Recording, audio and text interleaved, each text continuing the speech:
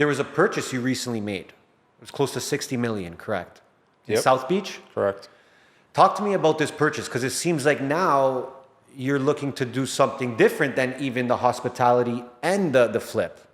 So now there's a new light that popped up in your head. Yeah. And I was reading it. I'm like, wow, this is super interesting. And I think that it's a great void that you're about to fill in South Beach. For sure. So I started realizing with hospitality, like I own a lot of the different corners in the city at this point. Some of the most major dominant corners for hospitality. There's not that much more room to grow. Mm-hmm. Like you can't have a different $20 million restaurant every single block of a street. Yeah, it's not going to work. Yeah. And I'm like, shopping centers are continuously falling apart. What's the future asset class that's hurting right now where there's opportunity? Okay. And you heard it on every single CNBC article, the death of office. Yeah. I'm like, motherfucker, there's no death of office. It's true. It's true. It's the revolution and the innovation of office. Mm-hmm. And who better than me to think of a way to innovate office? Mm-hmm. Because the vast majority of people that are going to an office are my age, people that you're going to need the younger generation to buy into office. Yeah. And I asked everybody around me, I'm like, are you excited about working in this office that we're in? And we had a decent Class A office that we're in. I'm like, no, this place sucks. Like, it's not exciting. I want to be inspired when I come to work. I want to be excited. And I'm like, okay, well, that's great. Like that works. But what else? What's a lot of things that people are into nowadays? Health and wellness. You're seeing this huge boom now of people that care about, veganism and focusing on your mind, body, soul, and blah, blah, blah, blah, blah, which I like to a certain extent, but I think some people take it a little far. Yeah. But I'm like, how do you integrate that all into an office? Mm-hmm. And that's where Class X came. I said, I can't just do another office. I'm like, I'm branding this son of a bitch, something that I'm coming up with, which is Class X office. And I wanted it to be an experience where like-minded individuals, and it's for more of the upper echelon, high-income office tenant, that will say, look, I'm willing to spend more out of my pocket to have a much better innovative space so employees are excited to come back to work. Mm-hmm. Because most office landlords or office owners, including myself, are like, fuck this home from work bullshit. Yeah. I think everyone's saying that now, bro. Well, now. Yeah. But even a couple of years ago, people are like, oh, no, work from home, it's the future. It's a new thing, yeah. I'm like, dude, I'm having Zoom calls with people that are on my staff, and I'm hearing your cat or your dog or there's your laundry your in the back. It's like, that's not professional. That's not how the future's going to be. And you're seeing Amazon and all these major corporations are like, yeah, get your ass back to work. Yeah, it's productivity. That's what it's 100% productivity. And what I told myself is, well, then don't worry about trying to make the business owner happy. I'm trying to focus on getting the employees happy to come to work, because that will tell the owner, well, shit, if I can get more people here, more people excited to work, more innovation created, who's that going to end up benefiting the most? Yep. It's the business owner. Yep. So that's where this whole Class X vibe came about. And I said, well, I'm going to take it one step further. You have the health and wellness. You have the fitness center and the collaboration space. I'm going to create a speakeasy inside the building to have a hospitality twist as well. Wow. So there's a private members lounge that's only open for the business owners during the day, where you can have your own liquor cabinet with your own special bottle. You can call concierge and say, hey, send a waitress up because I'm having a really important deal. I want to ink it up and I want it to be special. And then after hours, it turns into speakeasy that's open till 3 o'clock in the morning. And I can't announce the operator, but it's one of the ones that we just talked about earlier. Yeah, that they're going to open this speakeasy that it's special, that no one even knows about it. It's within the building, and it becomes a hospitality-oriented building as well. So it's like, yeah, we're working our asses off all day, but now we can go party just one floor down or above from us. Crazy. I love that. Yeah. So you're talking health and wellness in one space, massive co-working space that you're going to actually probably divide up and rent out, correct? To certain business. It's free. Oh. So if you lease a business there, all your employees can just say, hey, I don't want to work in my cubicle. I'm sick of it. I want to go work in the cafe with other people from other businesses. And it's free to use. Oh my God. So it brings that collaboration together where so it's the like... co-working space is free. Correct.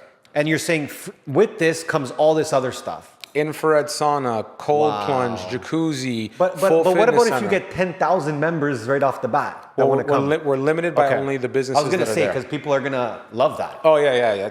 So like the whole thing was like, I want people, especially the people that are working there, to say, I can cancel my gym membership. Yes. I don't need to go to the infrared sauna or cold plunge in this other building. Yep. And I don't have to spend 30 minutes going to the gym, parking, then coming out sweating like a dog in my car. Like all the things I hated growing up. I'm saying this, I'm the same, bro. So I'm like, all right, how do I solve all these problems? Because as a business developer or as a property developer, I don't think about how much money I'm going to make. I'm going to think, how can I do something different, a better mousetrap that's going to be successful, and think through all the problems that people face day to day? Because if you can solve people's problems, that's how you get rich. Bro, going back to it, that's the customer psychology of you licking the shoe. Yeah. Like, think about how far that's 100%. come, right? And I'm guessing you care more about the flow of the space. Like, you're really thinking about who's gonna use this space. I design every single where space. a developer top to might bottom. just be like, oh, like put the walls up, rent Dude, it out. I can't begin to tell you how many developers I've seen that throw 6 and 7 figures at these interior designers Oh my God. that throw space that when you actually go into it, it's like it's not functioning. It doesn't Yeah. work. It doesn't Yeah. make sense. Yeah. Like, how does the valet interact with the speakeasy? I'm not going to wrap if a woman's in heels, and I thankfully from my hospitality experience I learned a lot of all this. If a woman is in heels, she's not going to walk half a block in the rain to get to a restaurant. True. So you have to pay attention to all these little details to make spaces functional and something that they're excited to come back to, and also have a social media element to it. I wish I could show you renderings, but Of course. we have the only undercover valet in all of Miami Beach. Wow. And I'm spending $3 million with 20-foot waterfalls to be the most iconic moment. So when you come through that valet, you're like, yeah, I'm at the Rivani building. That first impression, bro. It's that first impression. The Rivani building. It's the Rivani So building. you added your last name to the name. I finally said enough is enough, and I'm putting my name on the top of Listen, that bro, building. like I said when we started, this is a luxurious name. Yeah. I love it. Yeah. So the plan for that one is long term then. That one will be my baby that hopefully I don't want to get buried there, but I'm keeping that one for a long time. And what's the timeline? It will be built in the next 12 months, A to Z. You got to let us know, bro. We got to come by and 150%. do a whole tour of that place. That's I'm amazing. even putting a podcast room so you can come. Okay, that's what I read. Yeah. I'm like, okay, you could do everything here. Yeah. Podcast studio, probably photo studio, work, Yeah. gym. Then you got the speakeasy. I'm going to bring my suitcase there and I'm just going to 100%. live there. 100%. You got your Pretty much. podcast room. You got everything you can imagine for an entrepreneur to want is there. You know, when I was reading that, $60 million building, and I've taken some big risks in my life too, nothing close to that. And it feels daunting to me when I read it. And I'm a big risk taker. Yeah. Do you ever like what goes into your risk management? Like when you're thinking about that and you're saying, guys, I'm going to buy this building. It's 60 million. This is what I want to do with it. And what's the math now? Well, it's even scary. I'm going to buy a building and try a concept that's never been proven before. I like that part though. Yeah. I think that's cool because Miami, they're super open-minded to new things. For sure. So I think that I like that part. Yeah. So the short answer is I still personally guarantee my debt till this day. Wow. So every single night when I go to bed and I have to think about I think it's a $300,000 a month interest payment, $10,000 a day, I'm like, you better make sure this thing fucking performs, motherfucker. Because if not, you're not eating tomorrow So morning. you kind of just add the stress to yourself. I put myself under so much stress, it's ridiculous. You don't seem that stressed though. Oh, you should see me during the week. Should ask my employees how Right? stressed out. Listen, you have to be. You can't be lackadaisical about things that are that important. You can't just be like, we'll get there. It's like every day is a fucking grind and it's a push. Yeah. And it's try to do better, get things more cost effective. And it's a big risk, but over time, confidence builds up and you're like, no matter what it takes, I will make it work. And that's where Class X made sense because I'm like, why would somebody not want this? Of course. Maybe I won't hit my rent of $120 a foot or 100. Maybe it'll be 70 or 80. Does it still make sense at 70 or 80? It does. Yeah. So I'm a very systematic approach person when it comes to performas and spreadsheets and making sure that what are my break-even points? Is this achievable? Is it not? And thankfully I bought it at a $50 million discount from the guy. $50 million discount from the guy before. So it allows me to spend more money and have some more breathing room to do what I want to do. How do you get a $50 million discount? He just had to get rid of it? I'm bound by confidentiality reasons with them, but the long and short is the office market was crumbling across the nation, so it was great timing. And I gave them a few $1 million non-refundable day one. I'm like, I'm buying this property whenever people before me could not perform on the asset. True. So you're just ready cash on hand pretty much to make these deals. I'm ready to go. Which is very important, right?